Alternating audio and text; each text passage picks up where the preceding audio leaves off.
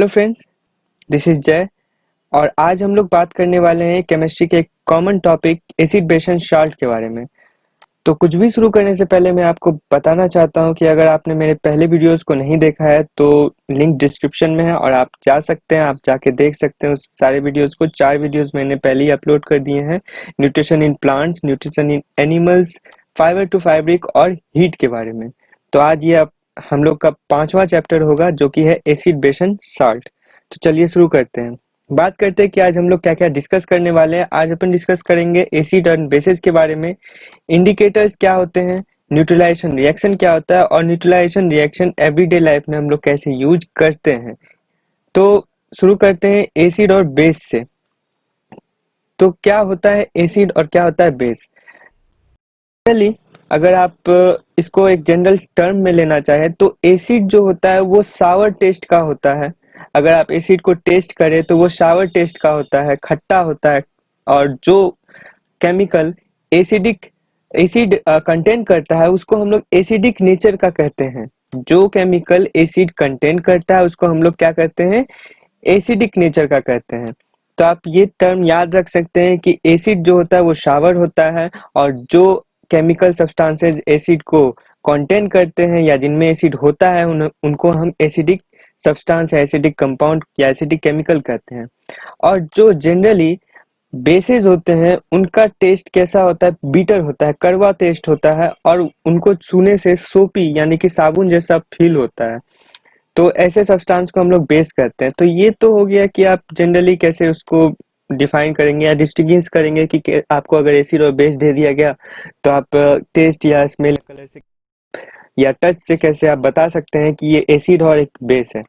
लेकिन अगर हम लोग इसके डेफिनेशन पे जाएं, एक प्रॉपर्टीज है जो कि मोस्ट कॉमन प्रॉपर्टी है, उसके बारे में हम लोग डिस्कशन करेंगे। जैसे कि जब एसिड वाटर में मिलता है, जब एसिड वाटर में मिक्स किया जाता है या मिलता है तो वो H प्लस आयन देता है। हमेशा ये बात याद रखिएगा, ये अभी से लेके आगे आने वाले क्लास तक बहुत हेल्पफुल होगा। एसिड जो होता है वो पानी में H प्लस आयन देता है, वहीं बेस क्या करता है? OH माइनस आयन देता है। एक बात और मैं आपको बताना चाहता हूँ कि ये H प्लस आयन जो होता है ये स्टेबल नहीं होता है। तो जैसे ही H प्लस आयन बनता है वो वाटर के साथ फिर से रिएक्ट करके हाइड्रोनियम आयन बना देता है, जिसका फॉर्मूला होता है HO3 प्लस। तो उतना हम लोग अंदर डीपली नहीं जाते हैं इस चीज को लेके, लेकिन आप ये पॉइंट याद रख सकते हैं। ये बहुत कॉमन पॉइंट है और इससे आप डिफाइन कर सकते हैं एक एसिड और एक प्रॉपर वे में। तो आगे बढ़ते हैं। उम्मीद है ये समझ में आया होगा आप लोगों को। ये कुछ नाम है एसिड के और बेस के जो कि कॉमनली हम लोग देखते हैं, इस्तेमाल करते हैं जाने अनजाने में, लेकिन हम लोग को नाम उसका नहीं पता होता है। विनेगर का हम लोग यूज करते हैं खाना बनाने में या फिर बहुत से अलग काम में। तो विनेगर में होता है एसिटिक एसिड जो कि एक टाइप का ऑर्गेनिक एसिड है। फॉर्मिक एसिड जो होता है वो लाल चींटी के डंक में यानी कि एंट स्टिंग में होता है। साइट्रिक एसिड साइट्रस फ्रूट में होता है जैसे कि lemon, orange, grapes. Lactic acid जो होता है वो दूध में होता है। लैक्टिक का मतलब ही होता है दूध, ठीक, दूध से रिलेटेड जैसे कि मिल्क, कर्ड। ऑक्जेलिक एसिड जो होता है वो स्पेनिश यानी कि साग में पाया जाता है। एस्कॉर्बिक एसिड जो होता है जो जिसका कि दूसरा नाम विटामिन सी है, याद रखिएगा विटामिन सी इसका दूसरा नाम है। तो ये मिलता है हम लोग को आंवला और साइट्रस फ्रूट में। और टार्टेरिक एसिड जो होता है वो ग्रेप्स, अनराइप यानी कि कच्चा आम में बहुत ज्यादा मिलता है ये टार्टेरिक एसिड। एनिक एसिड फिर होता है जो कि चाय में मिलता है और भी बहुत सारे नाम हो सकते हैं। तो ये कुछ नाम है जो कि आप याद रख सकते हैं। अब बात करते हैं बेस के बारे में। बेस को पहचानने का एक साधारण सा तरीका है कि उसके लास्ट में हाइड्रोक्साइड लगा हुआ रहेगा और शुरुआत में एक मेटल का नाम रहेगा। मेटल का जो ऑक्साइड या हाइड्रोक्साइड होता है वो बेसिक नेचर का होता है। इससे भी आप, ये एक प्रॉपर्टी है मेटल का, तो आप इससे भी याद रख सकते हैं बेस को। जैसे कि कैल्शियम हाइड्रोक्साइड है वो लाइम वाटर होता है, लाइम वाटर में प्रेजेंट होता है या लाइम वाटर ही होता है बेसिकली, वो मोस्ट ऑफ तो कैल्शियम हाइड्रोक्साइड ही होता है। एमोनियम हाइड्रोक्साइड जो होता है वो विंडो क्लीनिंग में यूज होता है, विंडो क्लीनर में यूज होता है। सोडियम हाइड्रोक्साइड या पोटासियम हाइड्रोक्साइड से हम लोग सोप बनाते हैं।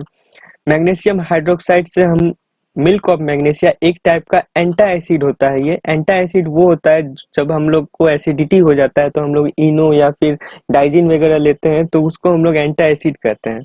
तो एक टाइप का एंटा एसिड है। ऑफ मैग्नीशियम जिसमें मैग्नीशियम हाइड्रोक्साइड रहता है, जो कि हम लोग के एसिडिटी को खत्म करता है। इसको हम लोग एक बार फिर से देखेंगे जब हम लोग neutralisation reaction in any everyday life पढ़ेंगे, तब ये फिर से एक बार आएगा, तो वहां पे बेहतर तरीके से इसको समझेंगे। इंडिकेटर्स क्या होते हैं? इंडिकेटर्स वो सब्सटेंस होते हैं जो कि अपने अपने फिजिकल कलर को, अपना अपीयरेंस वाला जो कलर है उनका, जिस कलर में उसको चेंज करके ये बताते हैं कि कोई भी सब्सटेंस एसिड है या बेस है। तो ऐसे सब्सटेंस को हम लोग इंडिकेटर्स कहते हैं। आप ये चीज याद रखिएगा, ये इंपॉर्टेंट है इस चैप्टर में, कि इंडिकेटर्स जो होते हैं वो स्पेशल सब्सटेंसेज होते हैं जो कि अपने कलर में चेंज करके ये बताते हैं कि कोई भी चीज एसिड है या बेस है। इंडिकेटर्स बेसिकली दो टाइप के होते हैं, एक नेचुरल इंडिकेटर्स होते हैं, एक सिंथेटिक इंडिकेटर्स होते हैं। सिंथेटिक इंडिकेटर जो मैन मेड होते हैं, नेचुरल जो नेचुरली प्रेजेंट रहते हैं, जैसे कि चाइना रोज और टर्मेरिक वगैरह। और इंडिकेटर्स वो होते हैं जो कि हम लोग बनाते हैं, जैसे कि फिनोप्थिलीन हो गया, मिथाइल ऑरेंज हो गया। और नेचुरल इंडिकेटर्स में मैंने बताया था कि टर्मेरिक हो गया, चाइना रोज हो गया, एंड यही सब है। तो इसके बाद फिर एक मोस्ट कॉमन एग्जांपल जो हम लोग यहाँ पे डिस्कस करते हैं वो है लिटमस का। लिटमस पेपर के बारे में आप लोगों ने सुना होगा। लिटमस जो होता है, जैसा कि मैंने पहले अपने चैप्टर न्यूट्रिशन इन प्लांट्स में बताया था सिम्बायोसिस के बारे में, तो सिम्बायोसिस का एक कॉमन एग्जांपल लिया था लाइकेन का। तो वही लाइकेन से ये लिटमस एक्सट्रैक्ट किया जाता है। और लिटमस जो होता है वो जो न्यूट्रल कलर होता है, उसका जो न्यूट्रल सब्सटेंसेज में उसका कलर होता है वो पर्पल कलर का होता है। यानी कि डिस्टिल्ड वाटर जो न्यूट्रल वाटर होता है जिसका पीएच वैल्यू 7 होता है। ये क्या होता है पीएच वैल्यू, इसके बारे में बात करूंगा। पीएच वैल्यू जिसका 7 होता है, यानी कि ये न्यूट्रल कंपाउंड है, न्यूट्रल केमिकल है। तो डिस्टिल्ड वाटर में लिटमस का कलर कैसा होता है? पर्पल कलर का। तो वही लिटमस क्या करता है कि रेड हो जाता है एसिडिक सॉल्यूशन में और ब्लू हो जाता है बेसिक सॉल्यूशन में। यानी कि बेसिकली लिटमस जो होता है वो पेपर के फॉर्म में हम लोग को मिलता है। रेड कलर का लिटमस और ब्लू कलर का लिटमस पेपर आता है। तो जो ब्लू कलर का लिटमस पेपर है उसको अगर आप लोग एसिडिक सॉल्यूशन में दीजिएगा तो वो चेंज कर लेगा अपना कलर और वो हो जाएगा रेड कलर का। ब्लू रेड में चेंज हो जाता है एसिडिक सॉल्यूशन में, और रेड ब्लू में चेंज हो जाता है बेसिक सॉल्यूशन में। इस चीज को आप याद रखिएगा, ये इंपॉर्टेंट एक टॉपिक है। इंडिकेटर जो है अपना कलर चेंज नहीं करते। कब नहीं करते? न्यूट्रल सॉल्यूशन में, यानी कि जो सब्सटेंस ना ही बेसिक नेचर का है ना ही एसिडिक नेचर का है, या फिर दोनों में एसिड और बेस बराबर मात्रा में है, तो उस नेचर वाले जो सॉल्यूशन है उसमें इंडिकेटर्स अपना कलर चेंज नहीं करते हैं। ये चीज आप ध्यान में रख सकते हैं। तो देखिए, जैसा कि हम लोग बात कर रहे थे कि लिटमस पेपर के बारे में, पहले न्यूट्रल सॉल्यूशन में रेड लिटमस पेपर रेड ही रहता है और ब्लू लिटमस पेपर ब्लू ही रहता है। एसिडिक सॉल्यूशन में रेड तो रेड रहेगा लेकिन ब्लू जो होगा वो रेड में चेंज हो जाएगा। अल्कलाइन सॉल्यूशन यानी कि बेसिक सॉल्यूशन, बेसिक का दूसरा नाम अल्कलाइन है। बेसिक सॉल्यूशन को हम लोग अल्कलाइन सॉल्यूशन भी कहते हैं। तो अल्कलाइन सॉल्यूशन में रेड लिटमस जो होगा वो ब्लू में चेंज हो जाएगा, लेकिन ब्लू जो है ब्लू में ही रहेगा। इस टेबल को आप लोग उतार सकते हैं, ये इंपॉर्टेंट टेबल है लिटमस को लेके।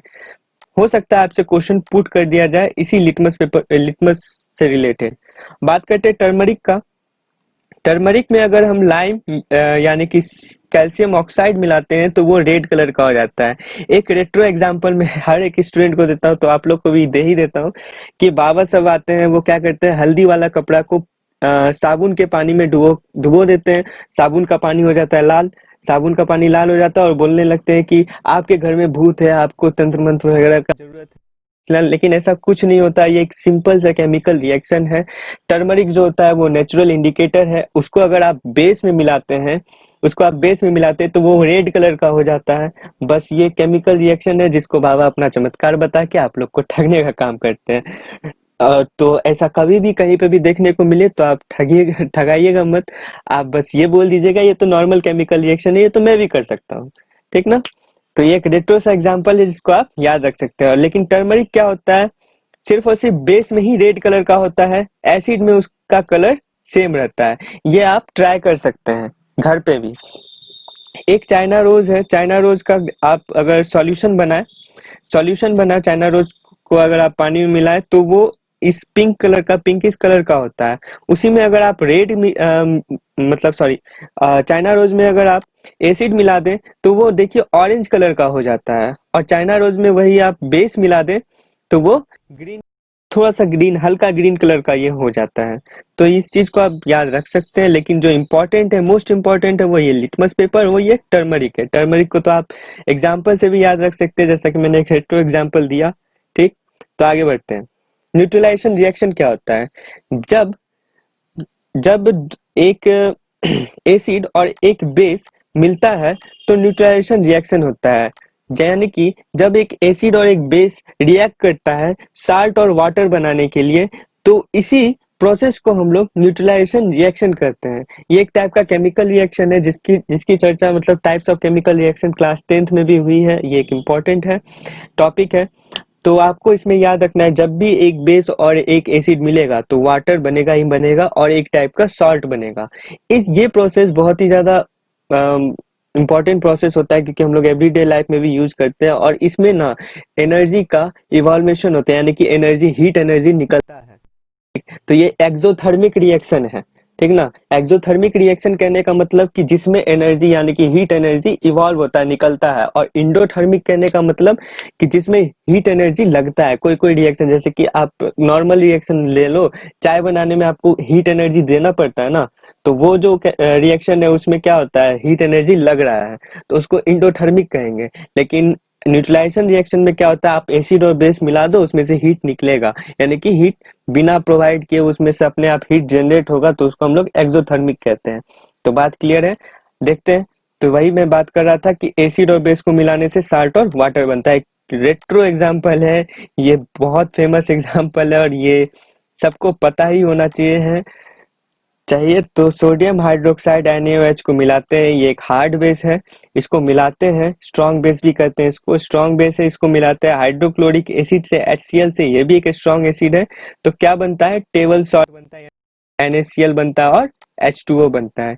ये Na और ये Cl मिलके क्या बना दिया, NaCl यानी कि सोडियम बना दिया, और ये OH यानी कि ये तो बेस है, सोडियम हाइड्रोक्साइड बेस है, ये OH देगा, और हाइड्रोक्लोरिक एसिड एसिड है, ये सॉल्यूशन में क्या देगा, H प्लस आयन देगा। तो ये H प्लस और ये OH माइनस मिलके, देखिए दो H है तो H2O यानी कि दो हाइड्रोजन और एक ऑक्सीजन मिलके वाटर बन जाएगा। आप इसको बहुत बढ़िया से याद रखिएगा, ये इम्पोर्टेंट है, ये इम्पोर्टेंट है। तो एवब रिएक्शन इज मतलब ऊपर दिया गया रिएक्शन जो है एक न्यूट्रलाइजेशन रिएक्शन का एग्जांपल है। ऐसा बहुत सारा रिएक्शन हो सकता है। आप कैल्शियम हाइड्रोक्साइड को CaOH को आप H2SO4 से आप रिएक्ट करा के देख सकते हैं। वाटर निकलने के बाद उसमें जो भी बच जाए वो सॉल्ट हो जाएगा।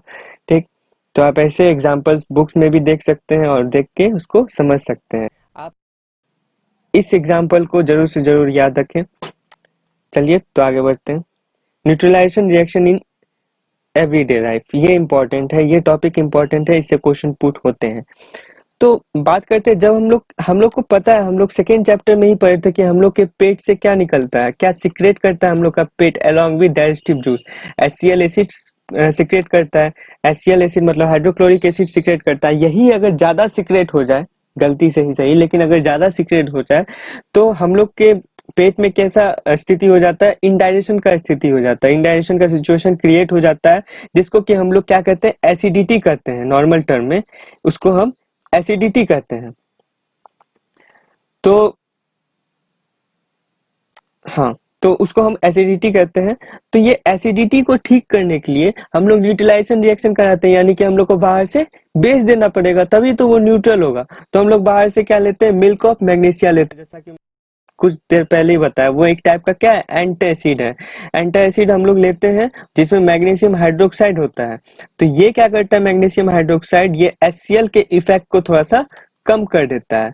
अब एक बात आप लोग यहाँ पे ध्यान रखिएगा, अगर आप ज्यादा मिल्क ऑफ मैग्नीशिया ले रहे हैं या फिर एंटासिड, किसी भी टाइप का एंटासिड ज्यादा खा रहे हैं, तो आप अपने पेट के एटमॉस्फेयर जो कि एसिडिक हो चुका था उसको आप बेसिक बना लेंगे, जो कि फिर से आपको प्रॉब्लम क्रिएट कर सकता है। ज्यादा एसिडिक भी गलत है और ज्यादा बेसिक मिल्क ऑफ मैग्नीशिया खा रहे हैं या फिर कोई भी टाइप का एंटासिड खा रहे हैं तो उससे एसिडिक पूरा पूरा खत्म हो जाएगा और बेसिक हो जाएगा। और बेसिक इन्वायरमेंट में हम लोग का डाइजेस्टिव जूस काम नहीं करता है, जैसा कि आपको मैंने सेकेंड ही चैप्टर में बताया था। तो ज्यादा नहीं खाना है, जब भी एसिडिटी होगा तो डॉक्टर या बड़ों के रिकमेंडेशन से ही इसको खाना है।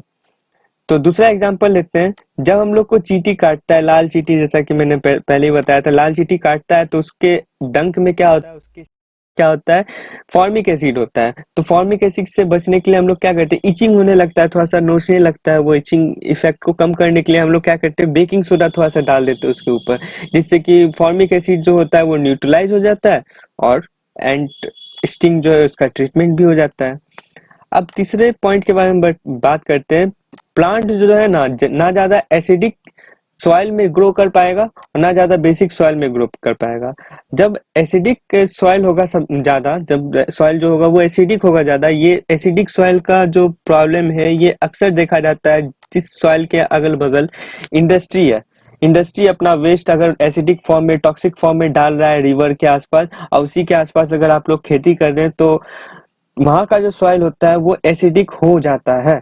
तो एसिडिक सॉइल को न्यूट्रल बनाने के लिए हम लोग जनरली इसमें क्विक लाइम यानी कि कैल्शियम ऑक्साइड और स्लेक लाइम यानी कि सोडियम हाइड्रोक्साइड डालते हैं, जिससे एसिडिक सॉइल जो है वो न्यूट्रल हो जाए। लेकिन कभी कभार क्या होता है कि हम लोग का सॉइल बेसिक भी हो जाता है बहुत ज्यादा, तो बेसिक सॉइल के लिए हम लोग मैटर यानी कि ऑर्गेनिक मैटर यानी कि खाद, कंपोस्ट, वर्मी कंपोस्टिंग के बारे में आप लोगों ने पढ़ा होगा, तो वही कंपोस्ट हम लोग डालते हैं जिससे कि वो न्यूट्रीफाई हो जाता है। तो आज का लास्ट पॉइंट की तरफ बढ़ेंगे कि वही फैक्ट्रीज का जो वेस्ट होता है वो अक्सर टॉक्सिक के साथ साथ एसिडिक भी होता है। ताजमहल का एक रेट्रो एग्जांपल है, एक कॉमन एग्जांपल है ताजमहल। ताजमहल काला हो रहा था, क्यों? क्योंकि जो फैक्ट्री का वेस्ट था वो एसिडिक नेचर में गैस के फॉर्म में निकल रहा था, तो वो ताजमहल के जो वो मार्बल्स हैं उसको काला करने का काम कर रहा था, तो वहां पे उसको रोक लगा दिया गया है अभी। तो जनरली फैक्ट्रीज क्या करते हैं कि अपने वेस्ट को ना डंप करते हैं आसपास के रिवर, पॉन्ड या फिर लेक में। तो अक्सर तो रिवर में ही करते हैं, जिससे कि क्या होता है कि रिवर का जो पानी होता है वो बहुत ज्यादा एसिडिक हो जाता है, वहाँ के जो बायो इन्वायरमेंट है, ठीक, उसको बहुत गंदा इफेक्ट पड़ता है और मछली वगैरह मरने लगते हैं, वहाँ का बायोस्फीयर पूरा खराब हो जाता है। तो उससे बचने के लिए करिकुलम निकाला गया है कि आप अपने वेस्ट में बेस मिला लीजिए, जिससे कि वो न्यूट्रल हो जाएगा। उसके बाद आप डंप कीजिएगा तो वो इन्वायरमेंट को कम नुकसान पहुंचाएगा, जैसा पहले पहुंचाता था वैसा नहीं पहुंचाएगा, उससे कम पहुंचाएगा। तो इसीलिए फैक्ट्रीज वेस्ट में क्या किया जाता है, बेस मिलाया जाता है, जिससे कि वो इन्वायरमेंट को थोड़ा सा कम नुकसान पहुंचाए। तो बस आज इतना ही, ये चैप्टर यहीं पे खत्म होता है। 7th के लिए इतना काफी है, इससे ज्यादा नहीं पूछा जाएगा। एक बच्चे ने मैसेज किया था कि सर थर्ड चैप्टर में तो मेरे फाइबर टू फैब्रिक है ही नहीं, उसमें तो स्टेट्स ऑफ मैटर दिया हुआ है। तो देखो भाई, मैं तो एनसीईआरटी फॉलो कर रहा हूँ अभी खासकर, लेकिन हाँ, एज सुन एज पॉसिबल मैं स्टेट ऑफ मैटर या फिर आईएससी बोर्ड या फिर किसी भी बोर्ड का आपका जो बुक होगा उसके भी अकॉर्डिंग जो चैप्टर छूट रहे हैं उसके बारे में एक वीडियो बना दूंगा एज सुन एज पॉसिबल। लेकिन पहले मैं एनसीईआरटी के रिस्पेक्ट में, क्योंकि एनसीईआरटी एक कॉमन बुक हो जाता है सबके लिए, चाहे वो सीबीएसई हो या फिर कोई भी स्टेट बोर्ड हो। कुछ स्टेट बोर्ड को छोड़ के, मैं सारे स्टेट बोर्ड की बात नहीं कर रहा, तो कुछ बोर्ड को छोड़ के ये कॉमन बुक हो जाता है, तो उसी को फॉलो करना ज़्यादा सही रहता है। तो ठीक है, इसी के साथ मैं आज का वीडियो यहीं पे ख़त्म करता हूँ। आशा करता हूँ कि ये वीडियो आप लोग को पसंद आया होगा। अगर पसंद आया है तो लाइक, शेयर और सब्सक्राइब जरूर करें मेरे चैनल को। आजकल यार थोड़ा सा लाइक तो कर दो यार, इतना मेहनत करके बना रहा हूँ और आप ही लोग के भले के लिए बना रहा हूँ, फ्री है। और खासकर ऐसे सिचुएशन में जहाँ पे आप लोग के कोचिंग्स और, तो ये बहुत ही ज़्यादा हेल्पफुल होगा। और एक प्रॉपर नोट्स के साथ मेरे सारे पीपीटीज रहते हैं, जिससे कि हम लोग ज़्यादा से ज़्यादा कवर कर पाते हैं। तो लाइक तो बनता है।